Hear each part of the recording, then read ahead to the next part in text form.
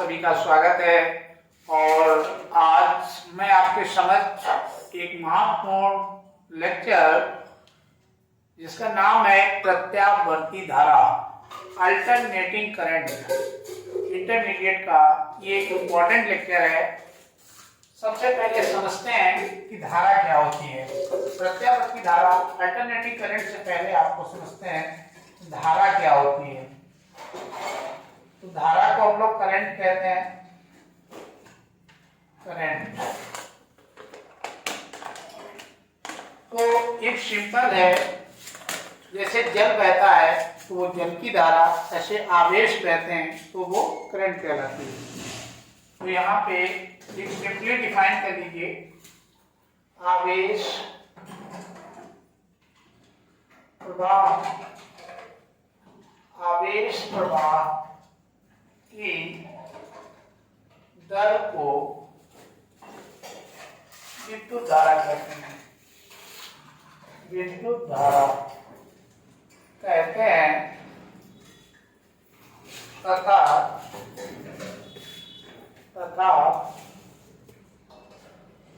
इसे I से प्रदर्शित करते हैं।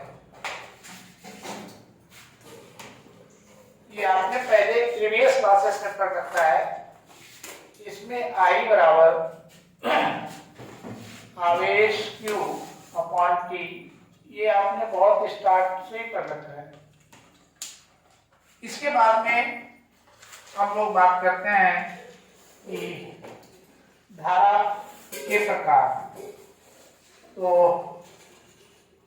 परिणाम या परिमाण तथा दिशा, यानी कि मैग्नीट्यूड एंड डायरेक्शन। इसको हम लोग इंग्लिश में कहेंगे तो क्या कहेंगे, मैग्नीट्यूड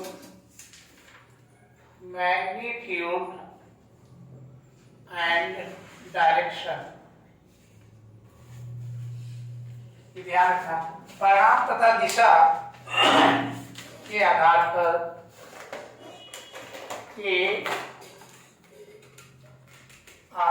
पर विद्युत धारा दो प्रकार की होती है। विद्युत धारा दो प्रकार की होती है। अब कौन से वो दो प्रकार हैं तो उसको लिखा जाए तो उसमें एक है आपकी दिष्ट धारा, और जिसको इंग्लिश में कहते हैं डायरेक्ट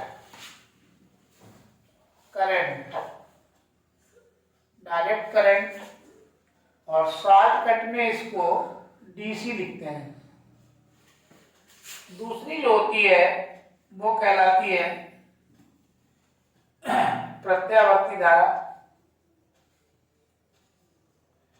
प्रत्यावर्ती धारा, जिसको अल्टरनेटिंग करंट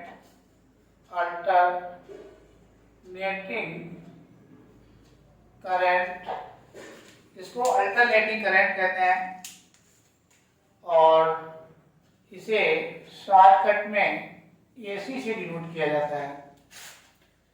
जिस धारा का जो पहचान चिन्ह है वो इस टाइप से रहता है। जैसे ये कोई सर्किट है तो ये इस टाइप से इस चिन्ह के द्वारा दिखाया जाता है। ये इसका चिन्ह या संकेत है, या इंग्लिश में कहें तो ये इसका सिंबल होता है, सिंबल्स। और एसी का जो है ये इस टाइप से सिंबल रहता है। अब इसमें बात आती है कि दिष्ट धारा क्या है तथा ये कितने प्रकार की होती है। अब हम लोग यहाँ पे डीसी के विषय में पढ़ेंगे। तो यहाँ से ठीक यहाँ आ जाइए तो बताते हैं, दिष्ट धारा वह विद्युत धारा होती है जिसकी देखिए सबसे मेन पॉइंट है, उसको मैं रेड कर दे रहा हूं, जिसकी दिशा का मतलब डायरेक्शन, जिसकी दिशा नियत रहती है, नियत मतलब फिक्स्ड, नियत रहती है, परिमाण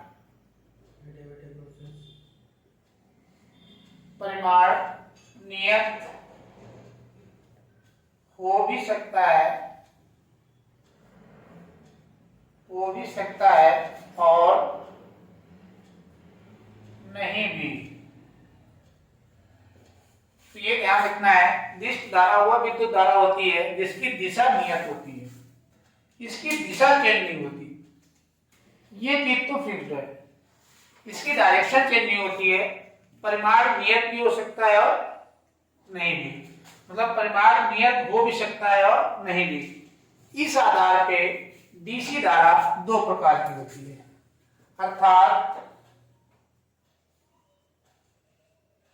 अर्थात डीसी विद्युत धारा या डीसी धारा लिख लीजिए, अर्थात डीसी धारा दो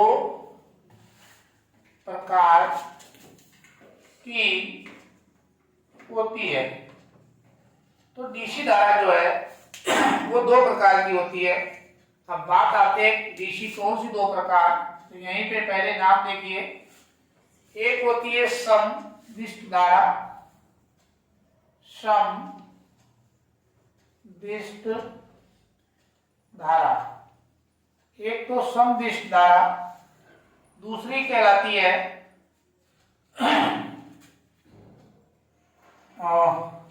सम मतलब समान, दूसरी होती है परिवर्तित दिष्ट धारा। तो ये दो प्रकार की होती है। अब बात आती है कि जब हमारी डीसी जो है ये दो प्रकार की है, एक समदिष्ट धारा और दूसरी परिवर्तित दिष्ट धारा। तो समदिष्ट धारा वह धारा होती है जिसका दिशा और परिणाम दोनों ही नियत रहते हैं, जबकि परिवर्तित दिष्ट धारा वह धारा होती है जिसकी दिशा तो नियत रहती है लेकिन परिणाम में बदलती रहती है। तो डेफिनेशन आवश्यकता है तो लिख दें, अन्यथा आप समझ भी सकते हैं। तो समदिष्ट धारा, चलिए लिखने की कोशिश करते हैं। समदिष्ट धारा वह, यहां से लिखते हैं, समदिष्ट धारा वह विद्युत धारा होती है, वह विद्युत धारा होती है जो परिमाण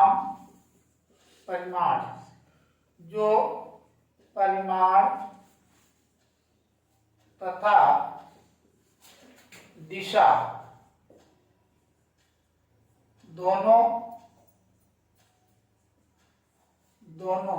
नियत का मतलब फिक्स्ड या कांस्टेंट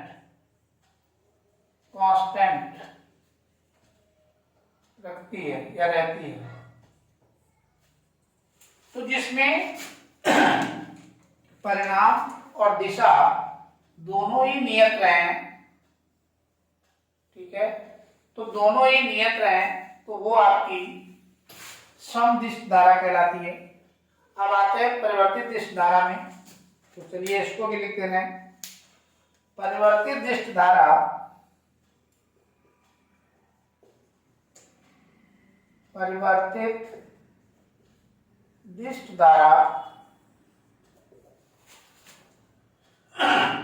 की दिशा तो नियत रहती है, दिशा तो नियत रहती है लेकिन परिमाण में बदलता परिमाण में परिवर्तित होती बदलती रहती है या परिमाण बदलता रहता है, बदलता रहता है। तो इस तरीके से हमने डीसी धारा को भी पढ़ लिया और टाइप्स ऑफ डीसी करंट भी देख लिया। तो एक तो है समदिश धारा, तो जिसका परिमाण और दिशा दोनों ही नियत रहते हैं। यहाँ पे परिमाण प्लस दिशा दोनों ही कांस्टेंट रहते हैं और परिवर्तित वाले में दिशा तो फिक्स्ड रहेगी, डायरेक्ट करंट होने के लिए डायरेक्शन तो फिक्स्ड रहती है, लेकिन इसका परिमाण जो ये वाला है ये फिक्स्ड नहीं रहता है। अब उसके बाद में बात आती है प्रत्यावर्ती, जो हमारा मेन टॉपिक है प्रत्यावर्ती करंट। देखिए एक ऐसी धारा जो परिमाण और दिशा जिसके दोनों ही बदलते हो, वो भी पीरियोडिकली टाइम के साथ, तो उसे प्रत्यावर्ती धारा कहते हैं। इसको हम चाहते हैं मिटा के लिख दें, तो चलिए आप नोट करिए, उसके बाद हम इसको मिटा के लिख जाएं। इस तरीके से हमने सारी करंट पे डिस्कस कर लिया। ऊपर हम लिख दे रहे हैं प्रत्यावर्ती धारा, प्रत्यावर्ती धारा। और इसमें एक चीज और ध्यान रखना है, तो जो डीसी करंट होती है इसके जो सोर्स हैं, डीसी करंट के सोर्स, तो डीसी करंट जो थी दो प्रकार की, इसके स्रोत क्या होते हैं? इसके स्रोत जो है यहां पे लिख दे रहे हैं डीसी धारा के स्रोत, इंग्लिश में कहेंगे तो सोर्स। तो इसके एक तो होती है सेल या बैटरी, सेल या बैटरी। तो ये डीसी धारा के सोर्स हैं, सेल या बैटरी। अब अल्टरनेटिंग में आइए। अल्टरनेटिंग यही हमारा चैप्टर है, अल्टरनेटिंग। अल्टरनेटिंग करंट, जिसको शॉर्टकट में हम लोग एसी कहते हैं। एक 5वां चैप्टर है, ये स्टार्ट हो चुका है, बेसिक आपको बताया जा चुका है। चलिए, वह धारा, वह विद्युत धारा, वह विद्युत धारा जो परिणाम तथा दिशा दोनों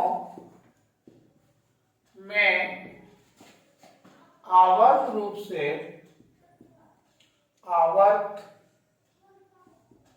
रूप से पीरियडिकली परिवर्तित होती रहती है, अर्थात बदलती रहती है, परिवर्तित होती रहती है, उसे हम लोग क्या कहते हैं? एसी धारा कहते हैं। अब एसी धारा के स्रोत क्या है? इसमें देखिए अभी तक लिखा हुआ है जो डीसी करंट होती है उसकी दिशा नियत होती है, परिणाम उसका नियत हो भी सकता है और नहीं भी। इसी के चक्कर में ये दो प्रकार की हो गई। समदिश धारा वो हो गई जिसका परिणाम और दिशा दोनों नियत थे, और परिवर्तित दिश धारा वो हो गई जिसका परिणाम तो निश्चित नहीं था लेकिन दिशा निश्चित थी। अब डीसी एसी में ऐसा नहीं है। अब एसी धारा के स्रोत क्या क्या है? एसी धारा के स्रोत, तो एसी धारा के जो स्रोत हैं जिसको हम लोग कहते हैं सोर्स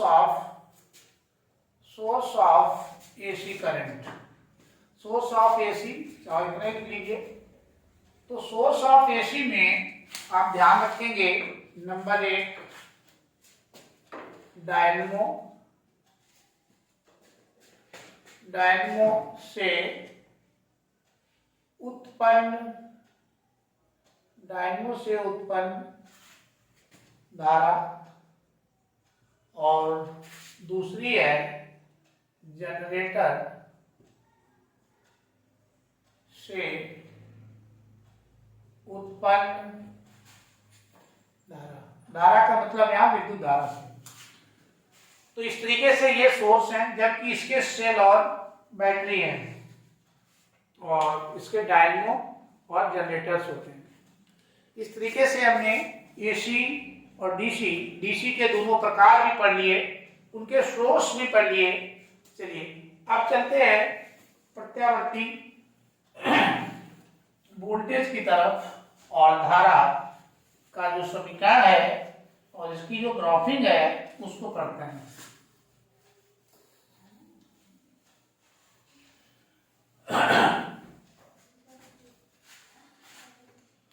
तो प्रत्यावर्ती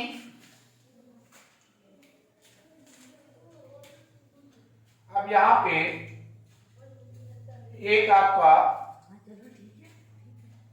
प्रत्यावर्ती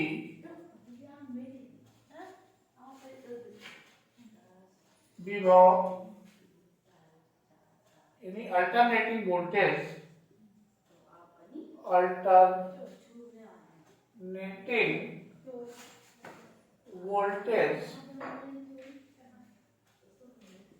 और दूसरा प्रत्यावर्ती धारा। कहने का मतलब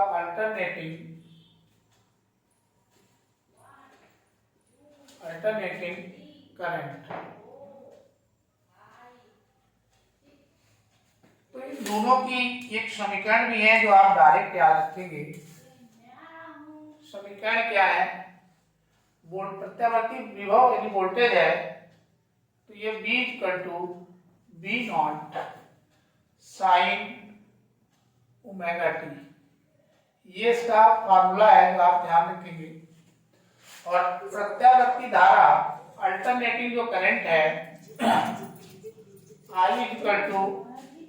I not sine omega T, ये एक स्टैंडर्ड इक्वेशन है। इसमें कौन क्या है ये समझ लीजिए पहले। जो बी होता है तो वेयर मतलब जहां, तो बी जो है तात्क्षणिक मान है विभव का तात्कालिक मान, इंस्टेंटेनियस वैल्यू ऑफ वोल्टेज, इसको इंग्लिश में कहेंगे इंस्टेंटेनियस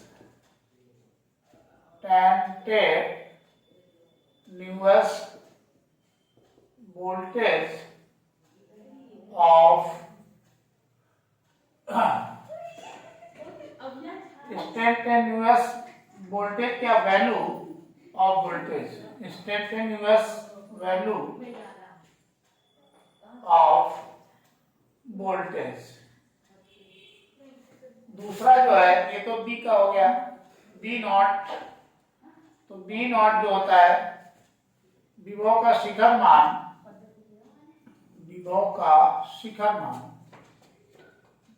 विभव का शिखर मतलब सबसे उच्चतम वैल्यू, शिखर मान, इसको पीक वैल्यू कहते हैं।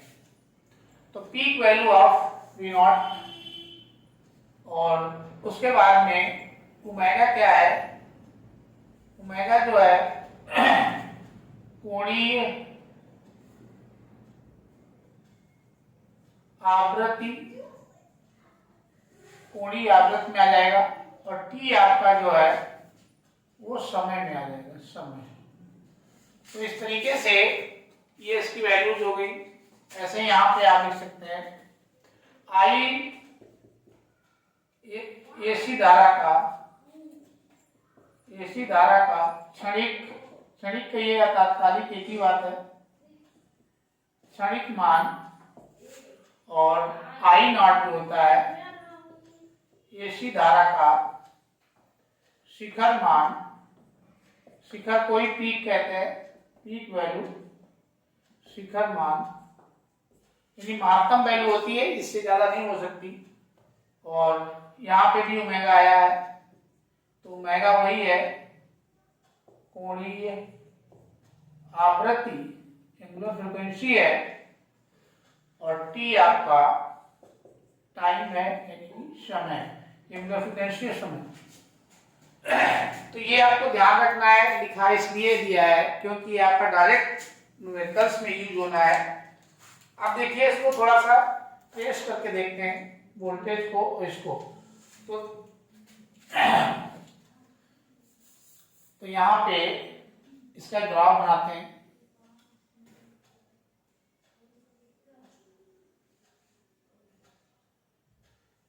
ये जो एक्स अक्ष है, ये एक्स अक्ष पे ये हमारा एक्स अक्ष है, एक्स अक्ष पे हम दिशा देखते हैं, अल्टरनेटिंग करंट या अल्टरनेटिंग वोल्टेज की डायरेक्शन को देखा जाता है। तो एक्स अक्ष पे दिशा को देखते हैं, दिशा डायरेक्शन को चेक किया जाता है। और जो ये वाई अक्ष है, इस वाई एक्सिस पे हम लोग उसके परिमाण को देखते हैं, परिमाण। तो ये ध्यान रखना है। अब इसमें जब करंट चलती है, देखिए एक बार ऐसे जाती है, फिर यूं आती है, और फिर ऐसे आने के बाद फिर ऐसे जाती है। तो इस तरीके से ये ट्रेवल करती है इस पे। तो एक बार यहाँ पे जीरो है, जीरो से गई, यहाँ पे मैक्सिमम हो गई। तो जहाँ पे मैक्सिमम हुआ, यदि वोल्टेज होगा तो ये बी नॉट आ जाएगा, यही शिखर मान है। फिर घटने लगता है, फिर एक बार यहाँ पे बी नॉट, लेकिन अपोजिट डायरेक्शन में, फिर ऐसे। तो यहाँ पे जीरो होता है, यहाँ पे जीरो, दो बार जीरो हो जाता है। तो यहाँ से यहाँ तक ये चलता है। अब ऐसे ही करंट का यदि बनाओगे, तो यहाँ पे आपकी करंट की डायरेक्शन को देखा जाएगा, दिशा। एक्स अक्ष पे डायरेक्शन को देखते हैं, वाई अक्ष पे परिमाण को देखते हैं, उसके मैग्नीट्यूड कितना है। तो ये भी बिल्कुल सिमिलर उसी तरीके से चलता है। तो ये इसकी पीक वैल्यू, तो इसको आई नॉट कहा जाता है। ये अपोजिट डायरेक्शन में पीक वैल्यू आई नॉट ही है। एक बार यहाँ जीरो, फिर यहाँ जीरो हो गई, फिर यहाँ पे, इस टाइप से ये ट्रेवलिंग करती है। यदि दोनों को एक ही ग्राफ में बनाया जाएगा तो वोल्टेज से धारा का मान कुछ कम रहता है, ये भी ध्यान रखना है। यदि इसकी परिभाषा लिखनी हो तो कैसे नोट करेंगे, तो यहां देखिए,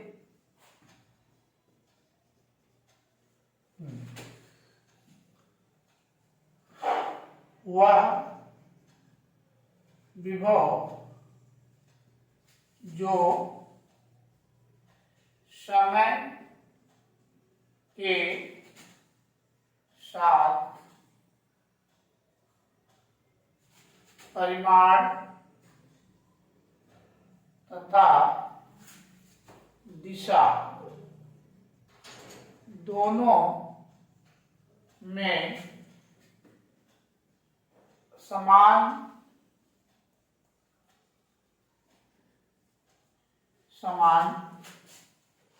आवर्त रूप में, आवर्त मतलब पीरियड, समान आवर्त रूप में बदलता रहता है,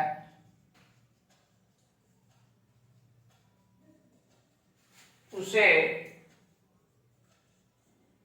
प्रत्यावर्ती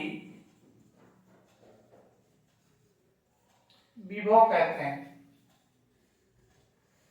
विभव कहते हैं। ऐसी धारा को जो बनाना है तो विभव की जगह पे धारा कर लीजिए, परिभाषा सेम आ जाएगी। चलिए नीचे नोट कर दे रहे हैं उसको भी। एक तो ये हो गया, दूसरे में आ जाइए, प्रत्यावर्ती धारा। वह धारा जो समय के साथ परिमाण तथा दिशा दोनों में समान आवर्त रूप में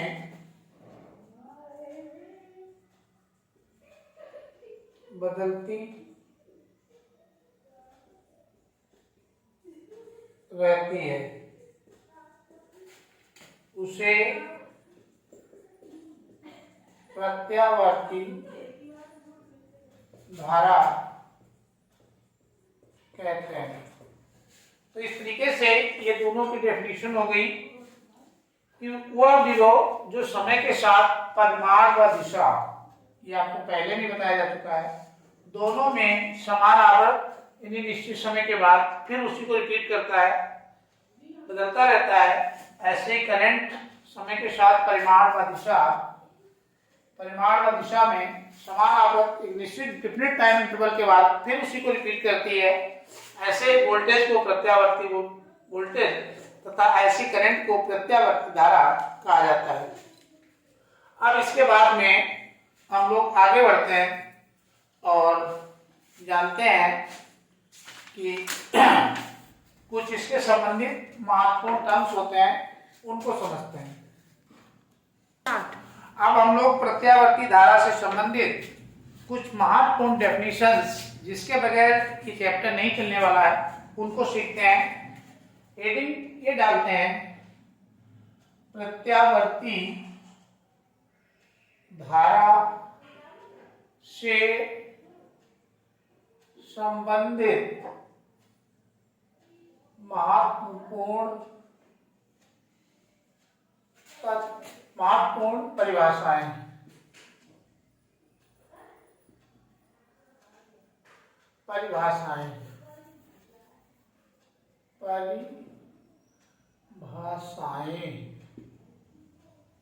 तो प्रत्यावर्ती धारा से संबंधित महत्वपूर्ण परिभाषाएं। Definition related to alternating current, इसे आप लिख लीजिए। चलिए मैं बता रहा हूं क्या क्या परिभाषाएं महत्वपूर्ण है। नंबर 1, आयाम।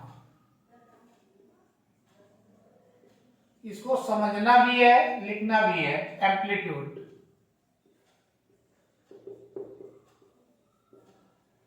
नंबर 1 एम्पलीट्यूड हो गया।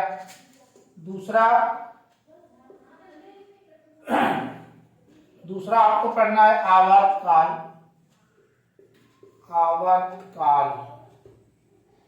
इसको कहते हैं टाइम पीरियड।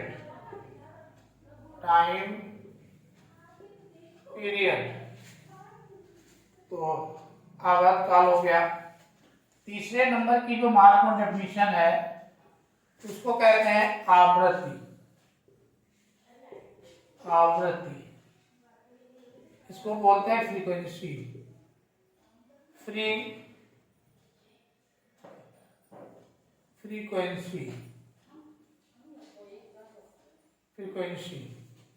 तो इन तीनों को समझते हैं एक ग्राफ के माध्यम से। एक ग्राफ बनाएंगे, उसी से तीनों को कोरिलेट करके समझेंगे। चलिए देखिए इसमें, तो यहाँ पे हम ग्राफ को ड्रा करेंगे और तीनों को डिफाइन करेंगे।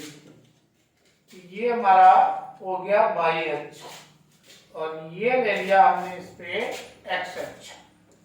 तो ये एक्स अक्ष पे अभी मैंने कहा दिशा को दिखाया जाता है, डायरेक्शन को शो किया जाता है, और जो वाई अक्ष होता है इस पे परिमाण मतलब मैग्नीट्यूड, तो परिमाण को दिखाते हैं। अब इस पे एक करंट को दिखाएंगे, बनाएंगे। तो ये यहाँ से 0 है, ये यहाँ से स्टार्ट करती है, बढ़ता रहता है, इसका परिमाण में बढ़ती है, फिर एक मैक्सिमम वैल्यू तक जाके फिर नीचे आती है, फिर अपोजिट दिशा में बढ़ती है, फिर एक निश्चित वैल्यू के बाद फर्दर ऊपर जाती है, और यही नौटंकी करती हुई आगे बढ़ती है।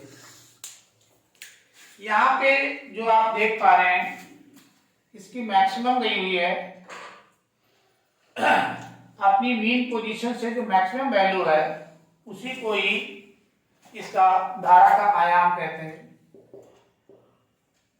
जो ये वैल्यू है इसी को धारा का आयाम कहा जाता है।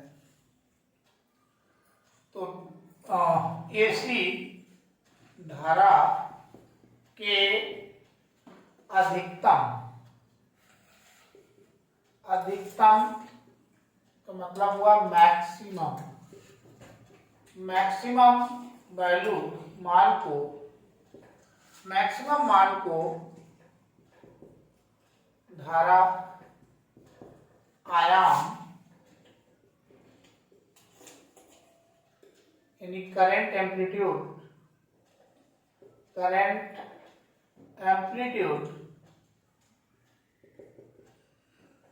कहते हैं। तो इसी के मैक्सिमम मान को ही ये कहा जाता है। और इसको दिखाने के लिए मैंने भी कहा था, इसको दिखाने के लिए क्या दिखाते हैं, आई नॉट, इसको आई नॉट से शो करते हैं। तो चलिए नीचे लिख सकते हैं, इसे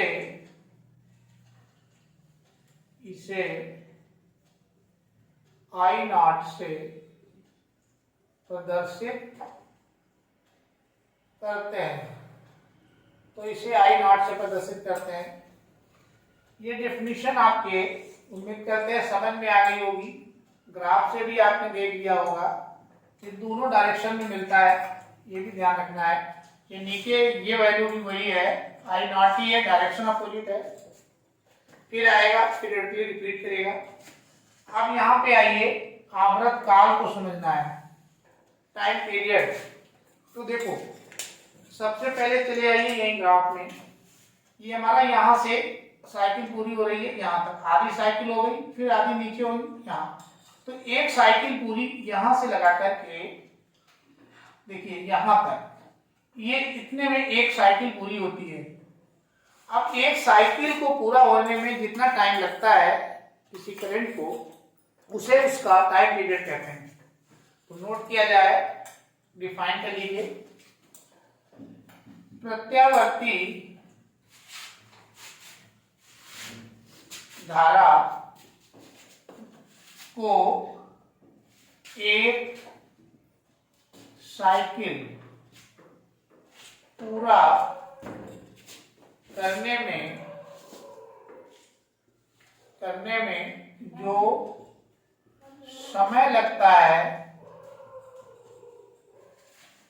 उसे उसका आवर्त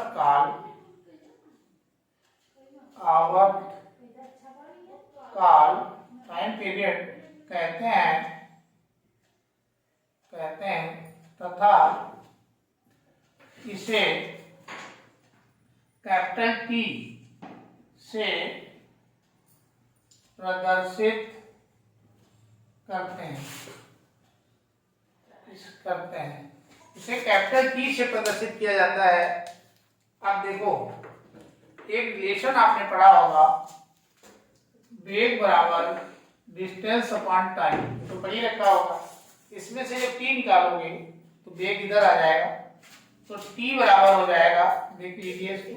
तो यहाँ पे वेग एंगुलर रहता है क्योंकि पीरियोडिकली घूमती है, तो ओमेगा, और डी एक साइकिल पूरी है तो एक साइकिल के लिए 2 पाई होता है। इसलिए ये रिलेशन कहाँ से आई, एक साइकिल 2 पाई आर जो आप परिधि निकालते हो तो वही वाला तरीका है। वेग है, ये इसका एंगुलर वेलोसिटी है, या इसको कोणीय फ्रीक्वेंसी भी कह सकते हैं। अब इसमें आ जाइए, इसकी आवृत्ति, ये यहाँ पे टाइम पीरियड है, ये ध्यान रखना है। अब जो आवृत्ति होती है इसको डिफाइन कर लिया जाए, फ्रीक्वेंसी क्या है, तो प्रत्यावर्ती धारा को कोई भी प्रत्यावर्ती धारा एक सेकंड में जितनी साइकिल का मतलब एक चक्र से होता है, जितनी साइकिल अर्थात एक चक्र कोई साइकिल कहा जाता है, अर्थात एक चक्र को प्रत्यावर्ती धारा 1 सेकंड में जितनी साइकिल अथवा अर्थात चक्र, एक चक्र नहीं चक्र, तो जितनी साइकिल पूरी करती है उसे उसकी आवृत्ति यानी कि फ्रीक्वेंसी कहते हैं तथा इसे डिनोटिंग किससे करेंगे, फ्रीक्वेंसी को एफ से, तथा इसे एफ से प्रदर्शित करते हैं। तो एफ बराबर निकाल लीजिए, फ्रीक्वेंसी ठीक इसकी टाइम पीरियड की जान लीजिए, उल्टी रिलेशन को एग्जिस्ट करता है, तो एफ बराबर आ जाएगा, ये ऊपर ये वैल्यू नीचे हो जाएगी क्योंकि इसी का अपोजिट होता है। इसको आप ऐसे लिख सकते हैं, पहले एफ इक्वल टू होता है 1/t और टी का मान जब लगाओगे अर्थात क्या बन जाएगा, टी का मान यहां से रखिए तो एफ बराबर ये 2 मेगा ऊपर चला जाएगा, 2 पाई नीचे आ जाएगा, ये रिलेशन आ जाएगी। अब इसका मात्रक क्या है, इसका मात्रक तो सेकंड होता है, ईसाई मात्रक सेकंड, तो पूरा लिख लीजिए सेकंड है, और इसका मात्रक साइकिल प्रति सेकंड या हर्ट्ज, HZ, इस तरीके से। चलिए, तो ये इससे रिलेटेड कुछ महत्वपूर्ण डेफिनेशन थी जिसको मैंने यहाँ पे आपको बता दिया, और अब इसको आज टॉपिक को यही समाप्त करते हैं। फिर नेक्स्ट इसके आगे जो डेरिवेशन है, धारा के वर्गमूल मान और औसत मान को निकालेंगे। Thank you for watching.